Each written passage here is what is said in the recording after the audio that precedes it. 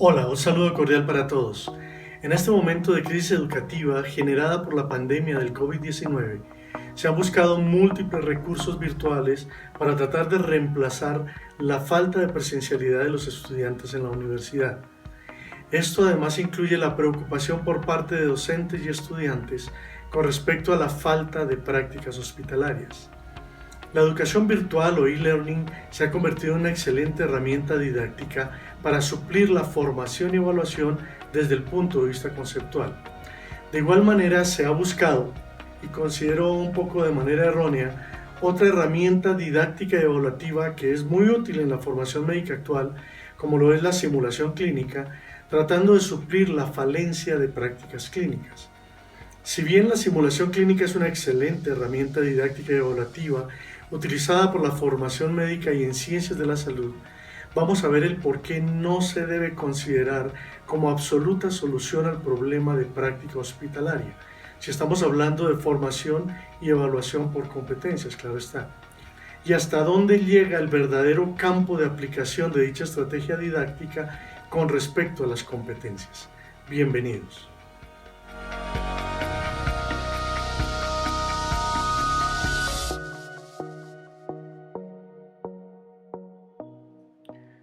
Para iniciar el tema deseo plantear unas premisas con las cuales podemos partir a hacer el análisis correspondiente.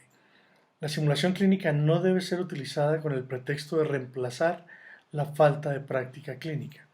Es algo que nos cuestionamos y tenemos espacios de simulación reales, como es la parte hospitalaria, donde desarrollamos las competencias y podemos optimizarlas en esa realidad. Y tenemos una ayuda como es la simulación. Esa simulación clínica me sirve a través de simuladores para entrenarme en muchos elementos que componen dichas competencias. Pero esa simulación requiere de la formación con simuladores y escenarios que exigen la presencialidad del estudiante, idealmente con una evaluación formativa todo el tiempo, tratando de hacerle ver al estudiante y que caiga en cuenta como guiándolo acerca del error. Entonces la pregunta es, ¿hasta qué punto pretendemos reemplazar esto con una falta de práctica hospitalaria, que es el problema que enfrentamos en este momento? Otra premisa es, la simulación clínica desarrolla algunos elementos que componen las competencias, pero la competencia como tal solo se hace evidente y se desarrolla frente a la realidad del paciente. Entonces, teniendo esto en cuenta, tenemos espacios de práctica individual o grupal que me desarrollan elementos de la competencia, como podemos ver aquí, pero realmente esa competencia la voy a hacer evidente es a través del enfrentar esa realidad. Allí es donde veo si esos elementos de formación me ayudan a enfrentar la realidad y allí es donde hago evidente la verdadera competencia. Entonces son dos espacios diferentes de aprendizaje y de ejecución.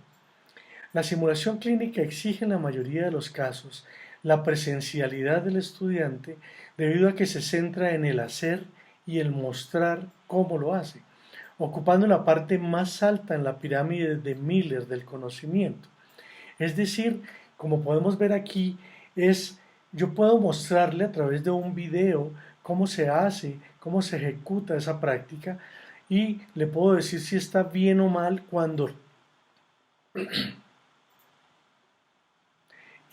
le puedo decir si está bien o mal cuando veo la aplicación y corrección de ese proceso. Si no lo logro ver en el hacer, me es muy difícil saber si ya aprendió ese elemento de competencia que es fundamental.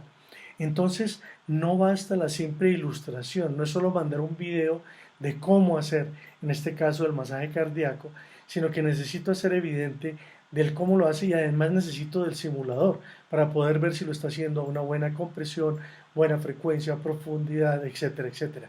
Entonces es fundamental el ver hacer al estudiante. Es así como teniendo en cuenta este triángulo de Miller, vemos que la simulación clínica, su énfasis es en poder verlo hacer y que me muestre cómo lo hace. Y muy poco en los primeros niveles en los cuales solo quiero que que el estudiante aprenda el saber y el saber cómo, sin necesidad muchas veces de ver su forma de ejecución. Las clases magistrales, las conferencias, los videos académicos, etcétera, forman parte de la didáctica que me apoyan el saber y el saber cómo. Y se pueden optimizar y reemplazar utilizando medios que favorezcan la educación a distancia, la denominada educación virtual o online. Pero es limitada realmente la utilidad que brinda la simulación clínica por medio virtual. Entonces vamos a verlo. Aquí vemos un ejemplo de cómo esa magistralidad y es todo lo que es e-learning, conferencias, etcétera, me ayudan al conocimiento. Pero me quedo en esta parte, en el saber cómo y en el saber. Yo necesito ir a ver que esa simulación clínica me llegue a la parte de el mostrar cómo y al hacer y qué puedo utilizar de la simulación clínica en esos niveles inferiores de esta pirámide como es el saber y el saber cómo. La simulación clínica puede desarrollar estrategias que favorecen el desarrollo de elementos que componen las competencias de comunicación. Ese es el énfasis en simulación clínica. La parte verbal, actitudinal, incluso la técnica que utiliza el estudiante para la parte de comunicación. Y posteriormente hacer un análisis con el pensamiento crítico y el razonamiento que hay alrededor de la actividad y lo que está obteniendo de ese paciente, evaluando así niveles del saber y el saber cómo, y utilizando, por ejemplo, para esa evaluación la denominada pirámide o taxonomía de Bloom. Esa taxonomía de Bloom va a estar muy pendiente de lo que yo alcanzo a ver en esa relación médico-paciente, en cómo lo estoy viendo a través de la pantalla, inclusive los compañeros pueden ver esto y analizarlo posteriormente y lo vamos a evaluar si solo lo sabe de memoria, si lo entiende, si aplica, si analiza, sintetiza y los que están más avanzados si pueden evaluar a los compañeros entre sí. De esta manera puedo utilizar esa simulación, pero acordémonos que estoy trabajando es el saber y saber cómo en la parte de comunicación. El razonamiento, el pensamiento crítico, la deducción, la comunicación verbal y no verbal son parte del objeto del desarrollo de estas estrategias. A través de la simulación clínica no podemos pensar que es una estrategia didáctica que corresponde a la denominada enseñanza virtual o a distancia o e-learning. Su esencia epistemológica se centra en la educación presencial. Yo puedo utilizar la simulación para mostrar cómo lo haría el docente, no solo a través de clases y computador con ese e-learning, yo también puedo filmar un video en simulación donde muestre los elementos que necesita para hacer un cateterismo o un procedimiento X. Pero acordémonos que en ese momento es el docente el que está haciendo el procedimiento, es él quien tiene el material, él es el que está ejecutándolo y por lo tanto el estudiante no está desarrollando la competencia. Con base en lo anterior, la simulación clínica no pretende ser solución a la falta de presencialidad del estudiante y mucho menos a la falta de práctica clínica hospitalaria relacionada con el problema actual de la pandemia. Entonces, aclaremos algunos términos y sentido de los mismos. Los videos educativos son uno de los medios más utilizados por nosotros en simulación y se dividen en didácticos que son elaborados con un fin de enseñanza y otros videos utilizados para el análisis o la ilustración. Sin embargo, recordemos que ver un video no me asegura el desempeño. La educación virtual corresponde a programas de formación que tienen como escenario de enseñanza y aprendizaje el ciberespacio y propicia espacios de formación apoyándose en las TICs, denominadas tecnologías de la información y de la comunicación. Esa educación virtual corresponde a una modalidad de educación a distancia que implica una nueva visión de las exigencias del entorno, tanto lo económico, social, político, así como de las relaciones pedagógicas y de las TICs. No se trata simplemente de una forma singular de hacer llegar la información a lugares distantes, sino que es toda una perspectiva pedagógica. Si analizamos las modalidades de educación virtual o educación en línea, tenemos dos grandes espacios, el denominado e-learning, que es el electronic learning, o aprendizaje por medio de medios electrónicos, y el denominado B-learning o blended learning, que es el aprendizaje mixto, tanto presencial como virtual. El e-learning también es denominado como teleformación formación en red, aprendizaje virtual, formación virtual o también aprendizaje online. El e-learning es una modalidad de enseñanza en la que el proceso de enseñanza-aprendizaje se realiza de una forma mediada a través de redes de comunicación. Su finalidad es alcanzar los objetivos de aprendizaje a través de contenidos y actividades mediadas por el ordenador. La tercera generación de educación a distancia se caracteriza por la utilización de tecnologías más sofisticadas y la interacción directa entre el profesor del curso y sus alumnos mediante el computador, el celular, la tablet, y están conectados a una red telemática, el correo electrónico, los grupos de discusión y otras herramientas que ofrecen esas redes. Es esta tercera generación la que nos lleva en este momento a interactuar fácilmente con los estudiantes.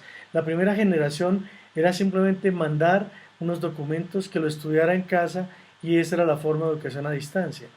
La segunda generación ya era enviar documentos de otra parte presencial y otra a distancia leyendo, pero esta es mucho más interactiva.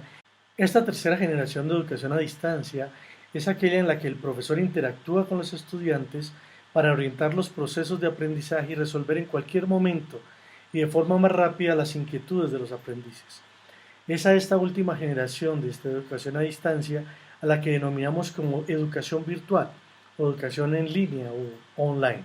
García en el 2005 la define como la capacitación no presencial, que a través de plataformas tecnológicas posibilita y flexibiliza el acceso en tiempo y en proceso de enseñanza-aprendizaje mediante el uso de herramientas de comunicación, ya sea de manera sincrónica como asincrónica. Quiero enfatizar la parte de comunicación que nos habla este autor. De igual manera, Cabero en el 2000 nos habla del e-learning como una educación flexible, de educación de adultos y de comunicación mediada a través de instrumentos telemáticos, las redes, los ordenadores, esta interacción que vemos en este momento y que estamos utilizando tanto en este momento de crisis educativa presencial. Richard Mavabo en el 2003 habla del uso del soporte tecnológico para asegurar la comunicación entre el profesor y el alumno. Es fundamental esta tecnología y muchas veces es una de las barreras que tenemos en este momento porque no todos los estudiantes tienen el acceso a esta tecnología. Y debe ser un uso sistemático en el proceso de teleformación. Entonces ya entra un término aquí, Mababu, que es la teleformación.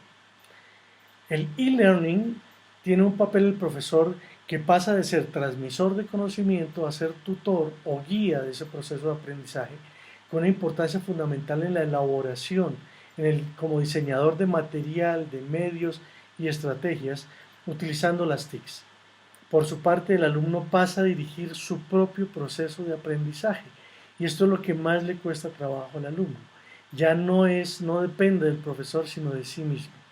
Entonces, la motivación del estudiante, su nivel de responsabilidad y autonomía son claves en el e-learning. El e-learning o teleformación, recordemos que corresponde a un aprendizaje conceptual y no reemplaza la práctica, la parte procedimental, lo profesional específico. Con base en lo anterior, las sesiones de e-learning, utilizando la simulación, algunos lo han denominado como sesiones de telesimulación, porque realmente no está haciendo simulación, está haciendo telesimulación, es una simulación a distancia. Esta teleformación en simulación genera una interacción del docente con el alumno utilizando el e-learning y la simulación a través del uso de pacientes estandarizados, simulados o ejemplos de situaciones grabadas para el análisis. Se centra en la formación de lo conceptual y pretende desarrollar el saber de pocos elementos en cuanto al desempeño, lo procedimental, técnico o instrumental. Ese denominado mostrar cómo y hacer simulado solamente lo hago desde la comunicación o el análisis crítico de situaciones frecuentes o de los problemas. ¿Debemos entonces confundir la simulación clínica con el e-learning? ¿Por qué pensar en reemplazar la falta de práctica hospitalaria y de presencialidad de los estudiantes en las universidades con la simulación? ¿Cuál es el verdadero campo de acción de la simulación clínica dentro de las actuales estrategias necesarias de e-learning y cuál es la real proporción en la cual puede contribuir al desarrollo de las competencias? Vamos a verlo. Una de las dificultades frecuentes que encontramos es la comprensión con respecto a qué es competencia, qué es habilidad y destreza, lo cual me llevó a escribir un artículo haciendo una analogía del tráfico y de las competencias. Lo voy a explicar rápidamente.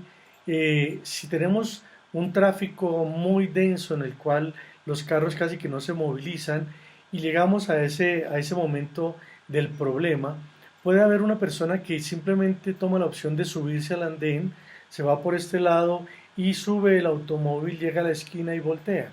La pregunta sería, ¿esta es una persona competente desde el punto de vista de conducción?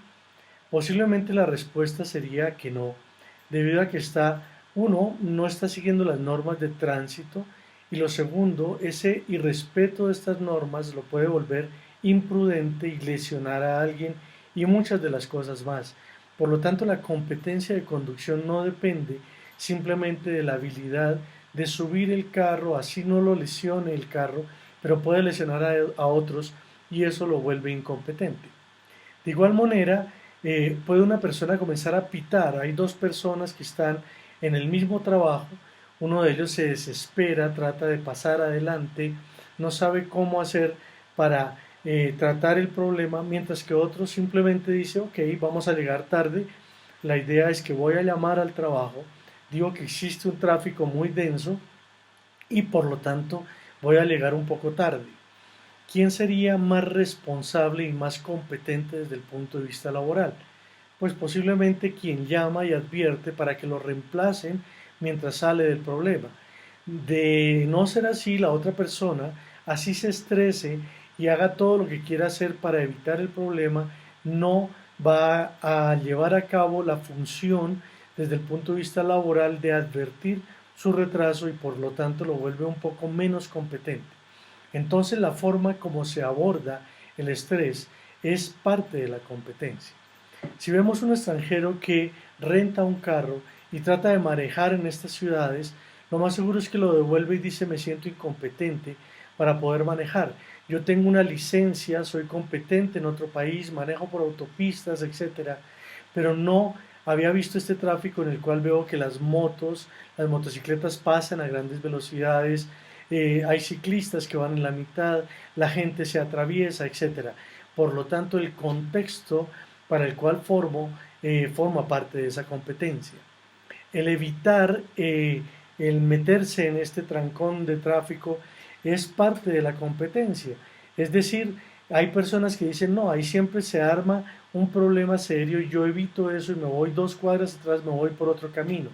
Entonces muchas veces el evitar el problema es más competente quien lo evita con respecto a quien se mete en el problema.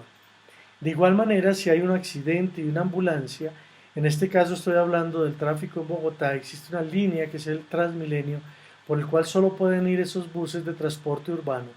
Pero en este momento si hay una ambulancia y un accidente y llevan 2 accidentados, uno en cada ambulancia, posiblemente es más competente el que decide irse por el carril del Transmilenio y llegar más pronto asumiendo la responsabilidad de que va a recibir un comparendo por ir por un sitio que no tocaba, pero cumpliendo con esa labor importante en ese momento como era preservar la vida del paciente. Vemos así como resumiendo, la competencia no lo hace simplemente el hecho de tener una buena técnica. La competencia no lo hace solo la responsabilidad, sino que debo asumir una buena técnica y ser responsable de lo que hago. La competencia incluye la actitud que asumo frente al estrés, la toma de decisiones acertada, el contexto en el cual desarrollo la actividad y debo contar con los elementos propios para ese contexto y definir cuáles son los indicadores específicos que me hablan del desempeño adecuado. Eso hace que al hablar de competencias, digamos que la simulación clínica desarrolla elementos que componen las competencias desde 3 ámbitos fundamentales. Una simulación de baja fidelidad. La baja fidelidad no debe tratar de trabajar por medio del e-learning. Es decir, no debemos tratar de llevar la baja fidelidad al e-learning como estrategia. En baja fidelidad utilizamos los denominados entrenadores de tareas parciales o Part Task Trainers. Esos entrenadores de tareas parciales exigen la presencia del estudiante, la necesidad de tener los elementos de trabajo, tener el simulador y por lo tanto es algo que no puedo hacer a distancia ni emulando el simulador ni la presencia del estudiante. Tal vez tenemos unas guías de desarrollo de esas competencias a través de simuladores que podríamos grabar y mostrar, pero se queda en el simplemente mostrar cómo se utilizan los simuladores y cómo sería esa realidad, pero no está desarrollando la capacidad por parte del estudiante. La simulación de mediana fidelidad ya existe una interacción. Esa interacción es con un paciente simulado o con el computador y por lo tanto esta sí es una forma de trabajo para realizar a través del e-learning. Podemos utilizar software avanzados que nos ayudan a ver cuál es la forma de análisis y toma de decisión conceptual de los estudiantes. Eso forma parte de esta simulación de mediana fidelidad y de igual manera podemos utilizar otras estrategias didácticas adaptadas al e-learning a través de la simulación clínica, como son las sesiones de teoría dinámica virtual. Hace un tiempo escribí un artículo de la clase magistral como un paradigma de enseñanza eficaz y hablaba de unas estrategias de saberes a través de unas sesiones de teoría dinámica, lo cual implica una evaluación al inicio de la sesión, que lo puedo hacer virtualmente, de qué leyeron, posteriormente hago una interacción con los estudiantes de qué no entendieron y de esta manera hago una sesión de teoría dinámica virtual. Sesiones de video razonamiento en los cuales puedo colocar ejemplos de casos que se viven con los pacientes y que puedo colocarlos a razonar a través de las sesiones de video razonamiento. Aquí vemos una sesión de teoría dinámica virtual en la cual puedo evaluar previamente y luego interactuar a través de estos medios de e-learning. De igual manera, una sesión de video razonamiento en el cual podemos obtener qué están apreciando los estudiantes y qué están razonando a través de este video. Otras estrategias son las denominadas sesiones de chat comunicación, las cuales utilizamos pacientes estandarizados, ya sea en consulta o puedo utilizar a los mismos estudiantes que participen para poder ver sus habilidades y destrezas en la parte de comunicación, o puedo realizar el análisis crítico de escenarios de alta fidelidad que he grabado previamente con algunos actores y los pongo a que hagan razonamiento con base en esos escenarios. Eso es lo que algunos han denominado como telesimulación, porque estoy en un contacto a través del ciberespacio y estamos haciendo un chat con base en pacientes estandarizados o escenarios simulados.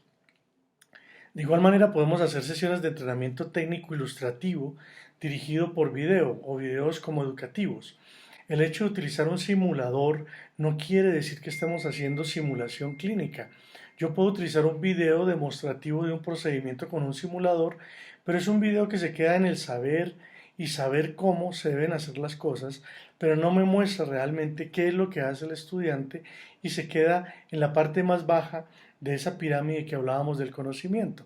Entonces, hacer simulación clínica en este momento no es enviar videos con un simulador para que la gente vea un proceso básico, sino implica el hecho de hacer posiblemente estos videos ilustrativos en los cuales podemos enseñar en el saber y saber cómo, mas no estamos supliendo el espacio del hacer y mostrar cómo se hace.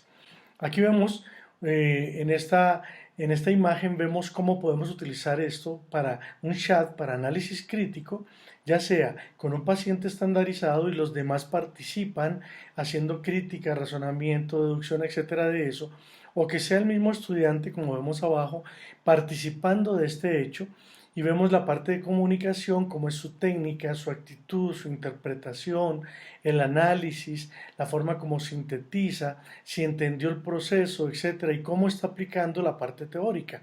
Y los demás pueden participar a través de ese chat de comunicación. Esto vendría siendo esa telesimulación que se queda en el saber y saber cómo más o menos, pero aún no estamos en esa otra parte del hacer específicamente. Entonces, todas estas estrategias que desarrollan muchos elementos que componen competencias del saber y saber cómo, hasta ahora los tenemos claros.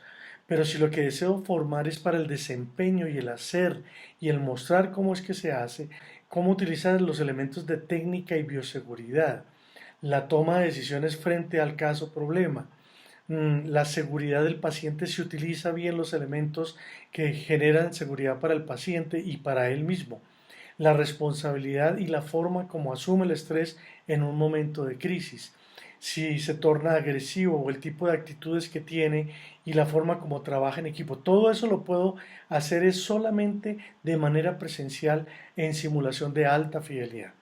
Por lo tanto, la alta fidelidad exige una formación presencial y se centra en el aprendizaje experiencial. Por eso, el ciclo del aprendizaje experiencial de Kolb es fundamental en simulación clínica y en esta área que es la alta fidelidad. El estudiante debe vivir la experiencia, o sea, no es telesimulación, debe vivir esa experiencia, hacer una reflexión, que es lo que hacemos a través del debriefing. Yo ese debriefing lo puedo hacer después de que él formó parte del escenario. Muchas veces vemos cómo puedo colocar roles para que se identifique el estudiante con un rol que está haciendo un paciente estandarizado y después analizamos la situación. Pero realmente se aprende de esa crítica, pero queda en el saber y saber cómo, pero él no lo está asumiendo como propio. Por lo tanto, en alta fidelidad yo necesito que el estudiante participe de eso para poder hacer el debriefing. Estos otros debriefing es lo que yo he denominado a veces como simular la simulación, porque es hacer que el estudiante participe simulando que él fue el que cometió ese error durante el escenario y es algo que no lo va a llevar a una adecuada conceptualización posterior y experimentación porque eso lo supone externo a él y él no fue el que cometió el error. La simulación de alta fidelidad no pretende entonces reemplazar pacientes, requiere que sea presencial con el estudiante, desarrolla elementos que componen competencias profesionales y realmente no se debe hacer por e-learning, no se puede hacer porque estamos hablando es de competencias, formación por competencias. La simulación de alta fidelidad no corresponde a hacer sesiones de debriefing o análisis de hechos realizados por otras personas que no son los estudiantes. Es decir, no debemos simular la simulación como lo dije anteriormente. Se puede realizar, pero corresponde a sesiones de análisis crítico, favorece el saber y saber cómo, pero no corresponde al hacer. Vamos a terminar con estas deducciones conceptuales y espero que con esto más o menos lleguemos a un acuerdo conceptual con respecto a la simulación utilizando el e-learning. La simulación clínica no debe pretender reemplazar prácticas con los pacientes. No debe pretender reemplazar las prácticas que son necesarias con simuladores de baja y alta fidelidad. Eso lo hago es presencial con los estudiantes.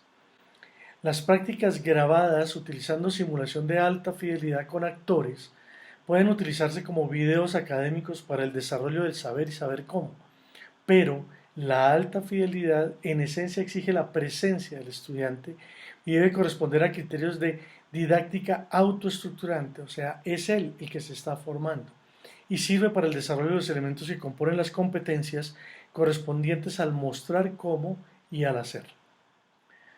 Otra deducción es que los videos didácticos e ilustrativos de procedimientos se pueden utilizar para el desarrollo del saber y el saber cómo, mas no del hacer y el mostrar cómo lo hace el estudiante. Las guías de procedimiento se pueden trabajar en aquellos procesos que no necesiten pacientes, simuladores o entrenadores de tareas parciales, ni instrumentos de intervención por parte del estudiante. Bien, la simulación se debe centrar en estrategias de simulación de mediana fidelidad a través del e-learning, las cuales potencializan el saber y el saber cómo, pero no reemplaza la práctica hospitalaria ni la formación por competencias del hacer y el mostrar cómo se hace. No exige la compra de mayor cantidad de simuladores porque eso solamente lo exige la formación que se lleva a cabo de manera presencial. Lo que exige en este momento el proceso es una mayor capacitación docente en simulación. Por último, debemos tener en cuenta que la simulación clínica solamente aporta al denominado e-learning los elementos de competencias relacionadas con el saber y saber cómo. Pero el uso de este medio, de educación a distancia, no obvia la necesidad que tenemos y la deuda que tenemos pendiente con los estudiantes y obligada de realizar prácticas presenciales, tanto en los centros de simulación para el desarrollo de verdadero de las competencias, al igual que la realización de prácticas hospitalarias. Bueno, con esto espero haber hecho una síntesis de toda la parte epistemológica de la simulación, con base en la cual vemos que solamente una parte de la simulación es la que podemos utilizar a través del e-learning. No debemos cambiar esta visión porque es un sistema didáctico y evaluativo muy útil, pero generalmente debe ser presencial para el desarrollo verdadero de las competencias. Les agradezco su atención.